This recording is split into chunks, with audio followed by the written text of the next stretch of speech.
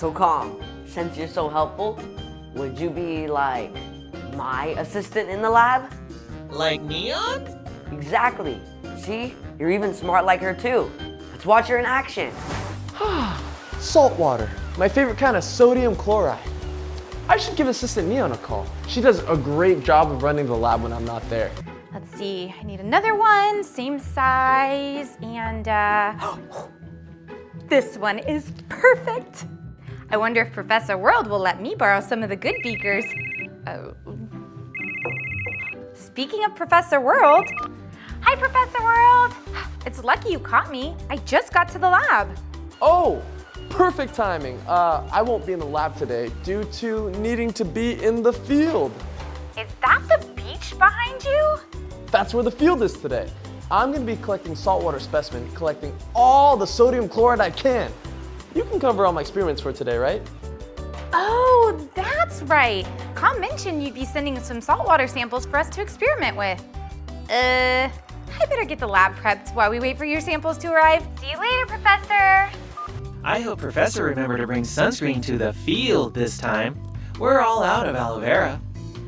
I don't know how I'm going to wait for Professor World's saltwater samples to arrive before I can start experimenting. Oh, I want to science now. Well, I suppose if you really want salt water immediately, we could see if Saltius is available to help. Of course! Why didn't I think of that? Calm, you're brilliant. Oh, stop. Okay, so why don't I set up our first experiment while you track down Saltius? Aye, aye, Captain. For our first experiment, we are going to see if salt water can conduct electricity. As you can see here, I've created a closed circuit that an electrical current can run through. Electricity works by harnessing the power of electrons, which are little particles that orbit the core of every atom. In some materials, the electrons hold a very loose orbit, which allows them to hop from one atom to another. These materials that hold their electrons loosely are called conductors. Most metals are strong conductors, so I wrapped popsicle sticks with aluminum foil to make my electrodes. So we have one of our electrodes connected to the negative side of the light, and our other electrode is connected to the battery pack, which is connected to the positive end of the light. When the electrodes touch, the voltage from the battery causes those loose flowing electrons to start moving in the same direction. Now, if this current passes through something like a light bulb, it lights up. If the flow is disrupted, it creates what's called an open circuit. Air isn't a good conductor, so the flowing electrons suddenly have nowhere to go. The current is broken and the light goes out. See? Closed, open, closed, open. Now, what do you think will happen if we try to send those electrons through a bowl of water? Oh, and remember, I'm a scientist, so if you want to try this experiment at home, make sure to ask an adult for help. Let's get to it. Look, no light. Seems that water isn't a very good conductor of electricity and the electrons can't seem to flow in it.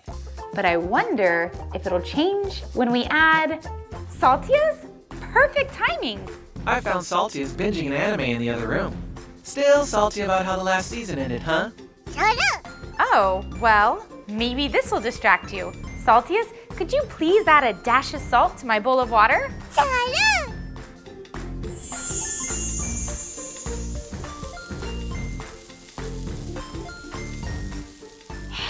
Look, it's working! But the light isn't very bright. Saltius, can you add a bit more salt? Amazing! The more salt Saltius adds, the brighter the light gets. Do you know why this works, Calm? I may have a theory. Well, great! I think it's time for Chemistry with Calm. To explain why salt water conducts electricity, it is important to remember that salt is comprised of two chemical elements, sodium and chlorine. Sodium's symbol is Na, and its atomic number is 11. Chlorine's symbol is Cl, and its atomic number is 17. It looks like the salt crystals are dissolving in the water. does that mean that the salt sodium chloride atoms are separating from each other? That's exactly what that means. And when the sodium and chloride atoms get pulled apart, the sodium atoms lose an electron, and the chloride atoms gain an extra electron. So when atoms gain or lose electrons, it gives them an electrical charge, right?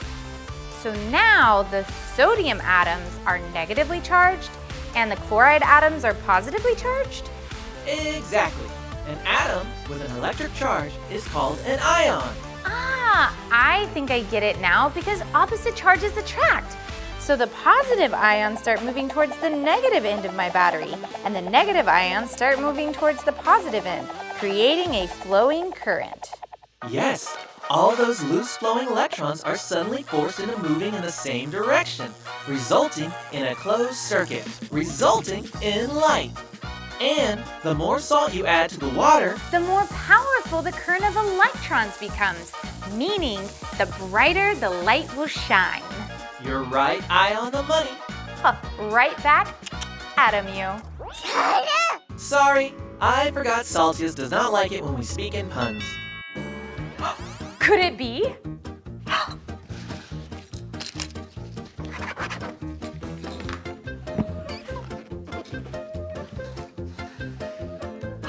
It is! Professor World's saltwater solution just came in. Yes, Saltius, that means you can get back to your show. Thank you for your help. Thank you, Saltias! Okay, Com, we've got our real-life, authentic seawater straight from the ocean. That means it's time for experiment number 2.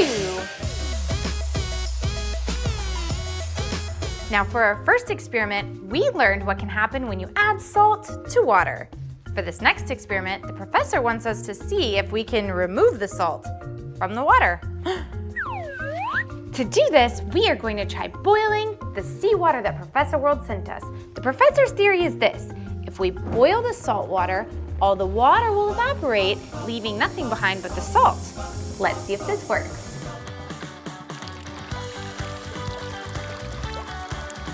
To begin, we let the salt water that the professor sent us sit for a couple hours so that all the heavy sediment settled at the bottom.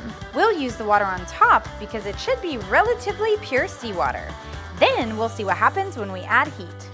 Now I'll set the burner to high and let it cook down for a bit, and then we'll see if the professor's theory was correct. I hope you're not using my favorite pot. No?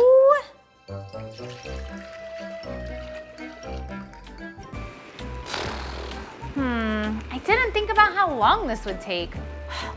If only I would have gotten the name of the anime that Saltius was binging. Whoa, hey, come close, check it out. You can see the top layer is actually starting to form a big salt crystal. Incredible, isn't science fun?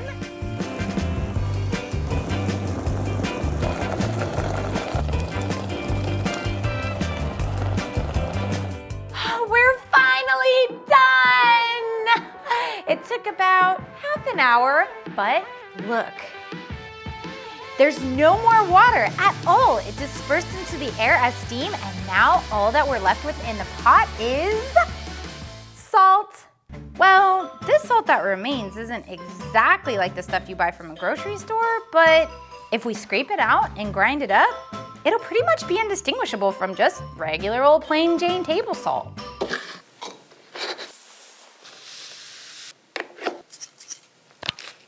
Ta-da! And just like that, we've extracted genuine sea salt, straight from the ocean itself. The professor's theory was correct. You can extract salt from salt water just by boiling. Oh, hey, Com, by the way, what did Professor World want us to do with this salt once we've extracted it? He just messaged me saying he wants us to store the extracted salt in a safe location. He suggested that we distribute it evenly in the pink container he left out for us near the microwave. Oh, okay. The only pink container I found near the microwave is already filled with popcorn and,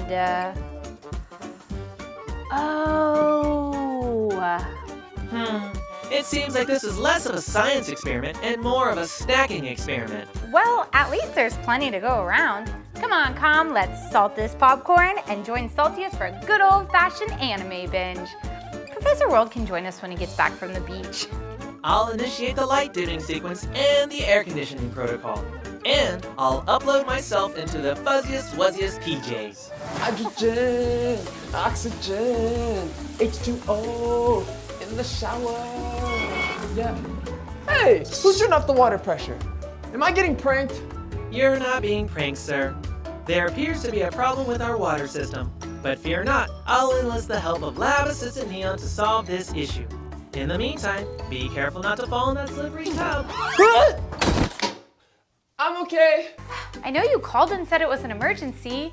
Calm? Lab Assistant Neon, I'm so happy you made it. Professor Whirl needs your help. Oh, are there spiders on his keys? Worse, Oh, are there 2 spiders on his keys? it's nothing to do with spiders. Professor Whirl was taking a shower when the water pressure disappeared. Oh no! Well, can't we get Akuro to help? He does have water spraying abilities. Unfortunately, Akuro is with Leo all week. Well, maybe since Akuro's not here, we could think like Akuro. Brilliant idea, Assistant Neon.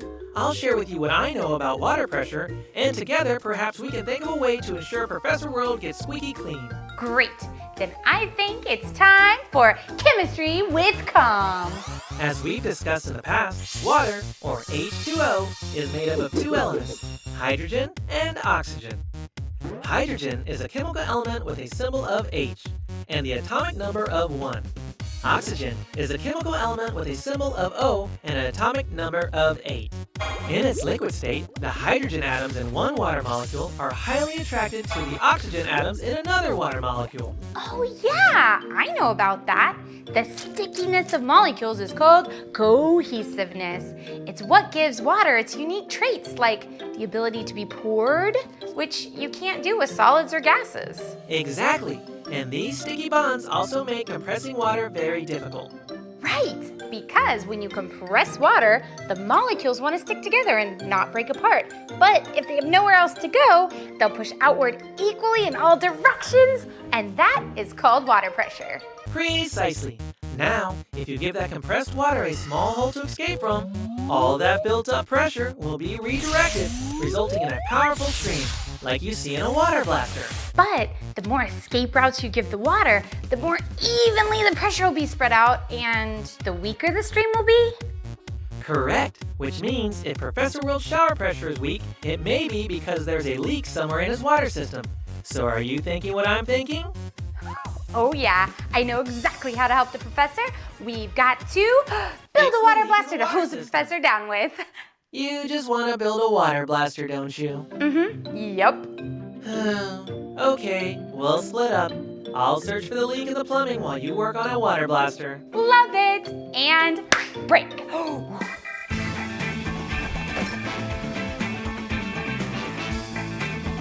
To build my patented Akuro Aqua Blaster 9000, I'm going to need 2 water bottles, PVC pipe and fittings, an electric water pump, clear tubing, and a power supply. Now remember, I'm a professional who knows how to use all this equipment, so if you're trying this at home, make sure to ask an adult for help. First, we're going to cut our PVC into 5 different sized pieces. Next, we are going to assemble the body of our blaster using the PVC pieces and fittings. So this is our basic blaster shape. Ooh, ah. And now, I'd like to take the time to introduce you to my assistant! Wait, I'm the assistant to the assistant? So now it's time to drill the holes.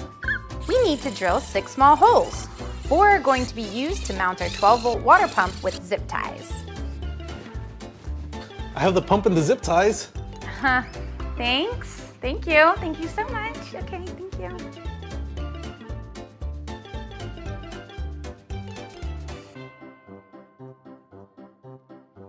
Next, we are going to run our pump wiring through the remaining 2 holes. The positive wire is ran through the front of the pump and down to the handle where our button will be. The negative wire is ran out the back where our power supply will be connected. Now, where did I put my... Button? Yeah, thanks. It's time to install our button that will act as an on-off switch for our blaster. We are going to need a larger hole for our button so that the fit is nice and secure. Our button is connected to the positive wire of our pump and the positive wire of our power supply port, which is mounted all the way at the back of our blaster. The negative wire from our pump will be connected to the negative side of our power supply port. Once the power supply is plugged into the port and the wall outlet, the electrical circuit is complete and the blaster will have endless amounts of power. The Akuro Aqua Blaster 9000 is coming along, and now it's time to add our hoses. And now it's time to add our hoses.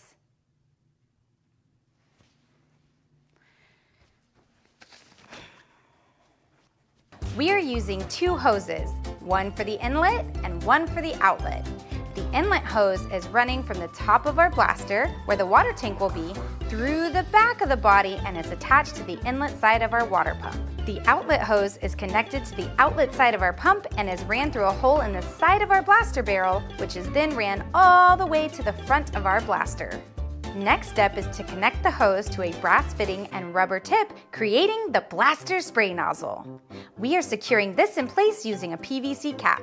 The blaster spray nozzle is an important feature because it reduces the size of the hole that the water is pushed out through. This compresses the water, which increases the water pressure, which will give our blaster a longer and more powerful stream.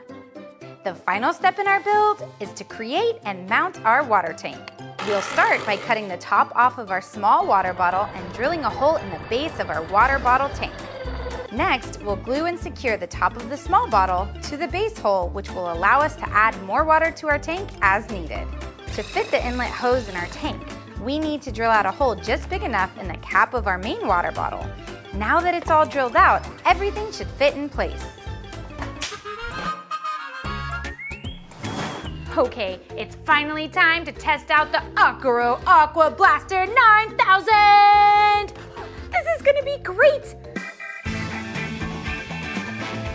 Now, before we decide to use this blaster on the professor, it's probably a good idea to test it out on some fun, scientific targets first. You know, for science.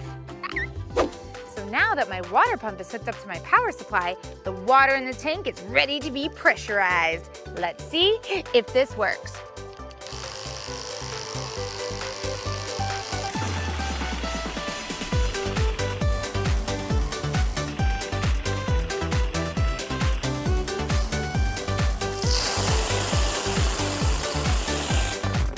It works perfectly. But, you know, this target doesn't really look like the professor. I have an idea. Much better. Water pressure, do your thing. By pressing the button, the electricity is connected to the pump, which intakes water from the tank and rapidly compresses it. The pressurized water will then be expelled through the outlet, along the hose, and out the nozzle, spraying whoever's in sight. Wow, compressed water really does result in a powerful force. Good on you, you sticky little hydrogen molecules. Now, let's spray a cup tower because, it'll be fun.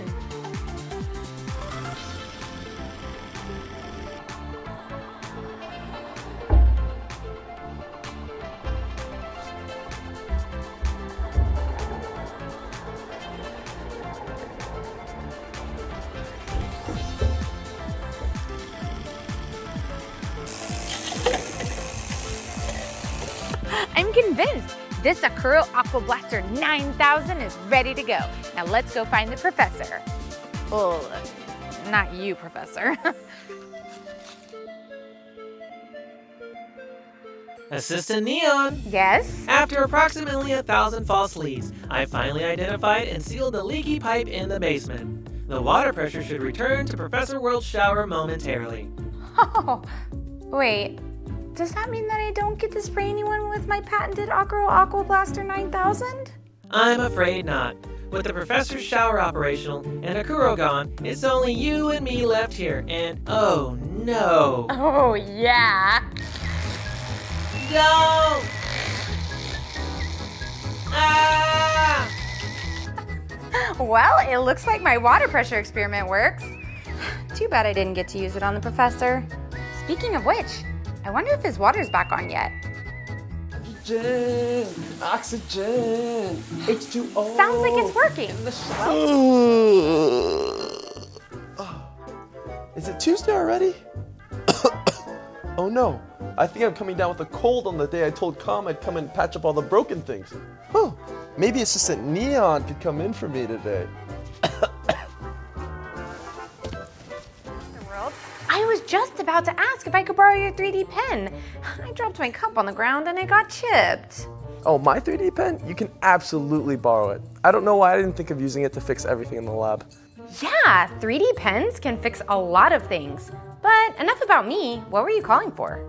Oh yeah, I think I have a cold and I can't come into the lab today. Okay, I can look over the lab today, get some rest, and feel better soon. Will do. Oh yeah, go ahead and use my 3D pen for anything in the lab that needs fixing. Bye. Thank you. Oh, bye. Wait, I get to use this 3D pen and run the entire lab today? Awesome! Convenient that Professor World is sick on the day that we agreed to fix the things in the lab. Oh, don't worry, Com. I'm sure he'll feel better soon. In the meantime, let's try out some experiments. We can start with my cup. Using the professor's 3D pen, we can fill in the chip with resin. It doesn't take long for the resin to harden, so pretty soon my cup will be good as new. Ta-da! My cup is as good as new. I can even drink out of it now.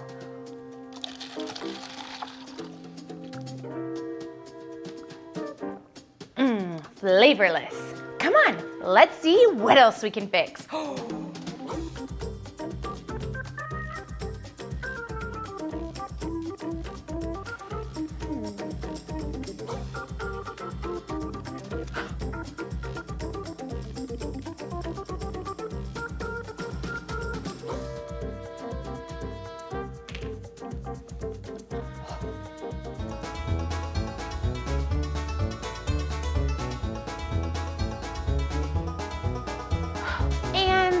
Done. So much repairing. No energy left to be chipper. It is starting to make sense why Professor World felt sick today. Uh-huh. Stay calm. While I take a breather, do you think maybe you could explain the science behind 3D pens? Why, yes, I think I can fill in the blank for you. Great. Well then, I think it's time for Chemistry with Com. Hey! My chipperness is returning! 3D pens work by heating plastics to its melting point, then pushing it through a small tip where it can be molded into a new shape and allowed to cool and harden. But what is plastic exactly? Plastics are made of raw materials like plants, oils, and natural gas, which can be refined into substances like propane. Propane? You mean like that dastardly Elemon ProBurn? The very same. Now, propane can be treated with a heat process called cracking, which transforms it into something called propylene. Ah, like the Elemon propylene. Precisely. The chemical composition of propylene is C3H6. Propylene is a colorless gas with a stinky smell.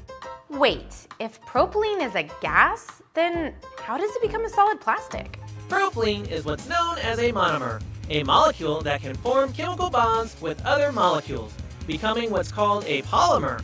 If you take several propylene monomers and chain them together, you turn it into a polymer called polypropylene. And polypropylene is the stuff in this 3D pen? Yes, polypropylene is a resin. It's one of the lightest polymer plastics. It has a low density and a high melting point, and has stress cracking resistance, which makes it great for home projects like the ones we've been working on. Oh, that makes sense why it gets used for so many things in the world, like shampoo bottles and toys and battery casings, outdoor furniture. Correct, and it's how propylene can make perfect copies of anything she wants. Just like you can mold new shapes using your 3D pen, propylene can mold perfect replicas of anything she wants using her propylene abilities. Perfect replicas of anything she wants? Huh, what a cool power! Maybe for our next project, we can try to make a perfect copy of something using resin. An intriguing proposal. But what will we make a replica of? I'd really like to make something like maybe an Elemon, like a Kuro. But that might be a little advanced. Well, if you want to make a Kuro, why don't you start by making his egg? Now that is an excellent idea. I'll go get some materials.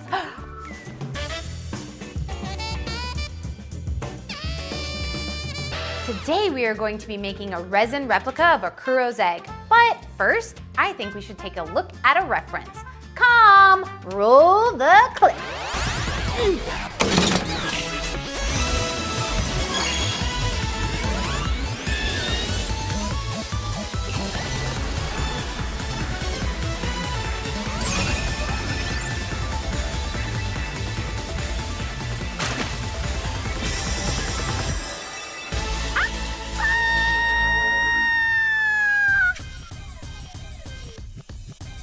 To start, I'm using my 3D pen to draw the H2O design that you see on a Kuro's egg.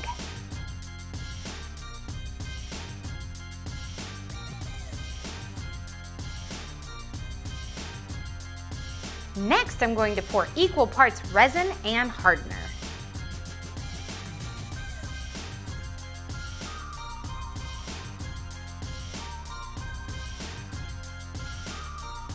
And next, we need to stir for like 5 minutes. So let's get started.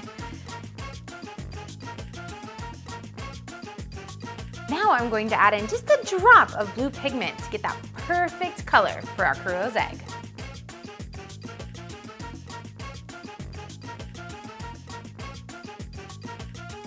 And let's add in some glitter because, well, it sparkles.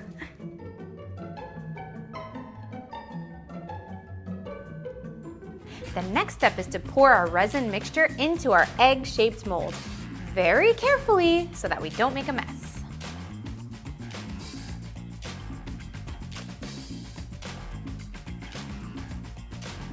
And now it's time to add in our H2O emblem. We're gonna position it in place and secure it with a good old-fashioned clothespin.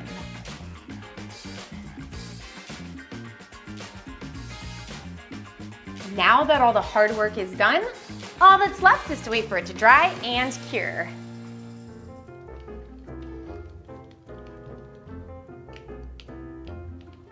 You know what, on second thought, I think this is a perfect job for my assistant. Oh, assistant to the assistant! Could you stop calling me that? Okay, great, you're here. So I have a super duper, very important job just for you. I'm sure. What is it? Okay, so I need you to keep an eye on this resin egg, make sure nothing happens to it, and let me know when it dries. But the only thing is that's probably gonna take many hours, so you got this. Good luck, thanks so much, bye! Finally, my time to shine.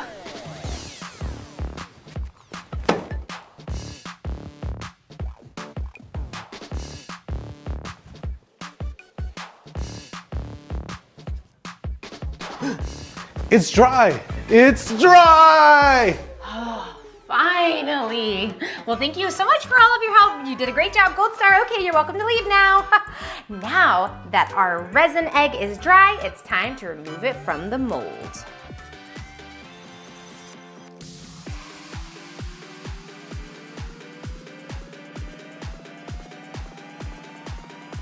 And just like that, voila! A near-perfect replica of an Elemon egg made using resin. What do you think, Com? I think Propylene herself would be proud. Aw, thanks so much. Wow, we really got a lot accomplished today. We made a replica egg using resin, learned all about propylene, and fixed a bunch of stuff around the lab using a 3D pen. I think we should give the professor a call to update him.